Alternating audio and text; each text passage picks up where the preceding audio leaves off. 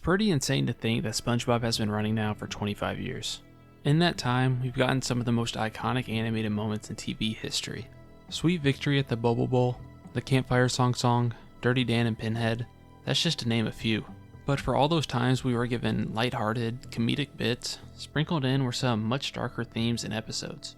I talked about some of these episodes in a previous video, but I figured it's time once again to dive back into the scary side of SpongeBob. The Nasty Patty. We're immediately set up for a more eerie episode, as the intro reveals with the narration and the setting. Oh, a dark and stormy night. The episode begins at the Krusty Krab, where a health inspector walks in. This gets Mr. Krabs nervous, and he sends SpongeBob to be the host. What can I get for you, handsome? We're doomed! Krabs and SpongeBob serve a buffet of food to the health inspector. However, a news broadcast reveals there to be a fake health inspector going around town and eating free food. This of course infuriates Krabs, leading him and SpongeBob to create an abomination of a Krabby Patty to serve him. We get to see a rare time where SpongeBob really dives into an evil side, and it's here when the episode does take its darker turn. Before the health inspector can go in for a bite, he chokes on a fly, leading to our main characters laughing at the guy as he's choking. A bit harsh, I'd say. As he lies there, the news comes back on, saying that the fake health inspector has been caught, meaning the real inspector might be dead. Feeling like there's no other option and believing that Nasty Patty is what killed him, Krabs and SpongeBob go bury the guy to clean up the evidence. Seriously, if we're talking about dark SpongeBob moments, this is it. Our main characters apparently killed this health inspector and are gonna freaking bury him. As they attempt to bury him, we learn that he's not actually dead, but a rock to the head doesn't do any favors. So they cover him up, and shortly after, the police arrive. Good news is, they don't suspect anything. Bad news is, on this rainy night, the buried health inspector is washed away down the hill, leaving Krabs making SpongeBob hide the body in the cop car trunk. Back at the Krusty Krab, SpongeBob hides the body in the freezer, but after one of the cops wants some ice, she goes back there, leading Krabs and SpongeBob to confess to the supposed murder, and also revealing the body to be in the freezer, but upon further inspection, there's no body.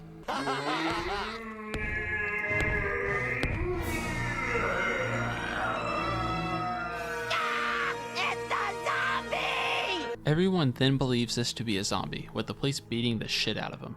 Of course, it's not a zombie, and actually the health inspector has passed the Krusty Krab on his inspection, for some odd reason.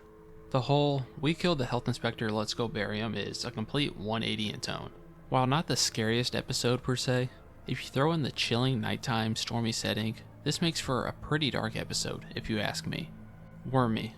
With Sandy going out of town, she enlists the help of SpongeBob and Patrick to help care for her various pets, which includes a snake and a cricket. However, it's her pet caterpillar that SpongeBob and Patrick are drawn to. SpongeBob and Patrick then spend the rest of the day with this caterpillar, named Wormy. After a tiring, playful day, they decide to go home for the night, but are eager to get back to Wormy. So they return to Sandy's after a night's sleep, but they're unable to find their new best friend. Unbeknownst to them, Wormy transformed into a butterfly overnight. At first, they're a bit confused as to what this insect is, and then it happens. The scariest, nightmare-inducing close-up in all of SpongeBob occurs. I don't know what's worse, the close-up of Wormy or the skin-crawling buzzing. It all molds into just one insanely uncomfortable moment. SpongeBob and Patrick conclude that this so-called monster ate Wormy. And here is where this episode starts to dip its toes into creature feature territory. After a couple failed attempts, our duo is able to catch Wormy inside a bubble. However, this sends Wormy directly into town and straight towards the Krusty Krab. Once there, SpongeBob and Patrick try to save Squidward and Mr. Krabs from Wormy. However, neither of them are too worried, as Mr. Krabs believes it not to be dangerous. The two of them catch the bubble and laugh at it.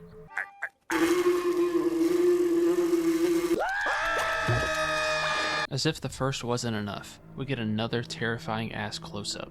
This scares off Squidward and Krabs, making SpongeBob and Patrick think that Wormy ate them. And then, our monster escapes into Bikini Bottom, which makes SpongeBob warn the town about the monster on the loose. They do this in a reasonable manner. Run, everybody run! Monster! So basically, the entire town goes crazy while Wormy flies around. Remember when I said creature feature? Well, this has turned into a full-on monster on the loose with the townspeople having completely lost their shit scenario. We get some chase scenes between Wormy and the residents of Bikini Bottom before cutting to the next day, with Sandy arriving back in town. It's like that returning character we've been waiting for to save the day. She places Wormy in a jar, which in turn makes everyone cheer for her and lift her up on their shoulders. Wormy presents plenty of horror tones here, but it's those close-ups of this monster that's the nail in the coffin, and it's given children nightmares for well over 20 years now. Squidward and Clarinet Land. Squidward arrives at the Krusty Krab in an oddly happy mood. Not even SpongeBob smashing him with a door can change that. Turns out, he has a clarinet recital coming up later that night. Pretty soon though, his happiness drains after a baby drools on his clarinet. This leads to an outburst at Mr. Krabs, in which Squidward declares that he must give his employees somewhere to store their belongings. Mr. Krabs is a little hesitant, but he's able to come up with something. That something being his old Navy locker. Freddy's news! Who's that, Mr. Krabs? That appears to be Corporal Sterling, lad. Forgot all about that prank. And yet again, we learn that Krabs has homicidal tendencies. SpongeBob cleans up the locker by throwing some velvet inside. Squidward doesn't really care as long as his clarinet is safe. But SpongeBob is just getting started. He expands the locker into a complete filing system, and then later he expands it yet again, this time adding a second floor.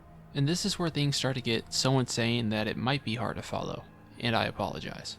There's just so much going on. Squidward is unable to locate his clarinet, which sends him searching for SpongeBob, who is creepily laughing and running inside the locker, with the clarinet in hand. SpongeBob! SpongeBob! SpongeBob, wait! Squidward then goes down a tunnel, which leads him to a stage and a curtain. Pulling back the curtain reveals Clarinet Land. SpongeBob keeps lapping his way around the place, while Squidward runs into a talking eagle head. He tries to ask about his clarinet, but the eagle asks if that's why he's really here. Squidward thinks he's being called a liar, which causes the eagle to try and instill some respect in him. He does this by swallowing him. Once inside the eagle's stomach, I assume that's where we are now. This eagle just had a head, so who knows. Squidward finds SpongeBob once more and tackles him, leading them to take a fall. We then land inside this yellow boxed room, where Squidward's reflections antagonize him in just super off-putting fashion. Next, Squidward gets shot into a pinball machine being played by Patrick. However, he's presented as tiny. Squidward wants to know what the hell this place is, but Patrick tells him, Must be all the pressure. What are you talking about? It must be the pressure.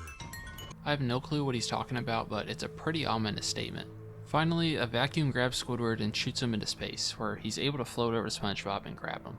As soon as he does, we're immediately back at the Krusty Krab, where a defeated and exhausted Squidward tries to grasp what the hell just happened.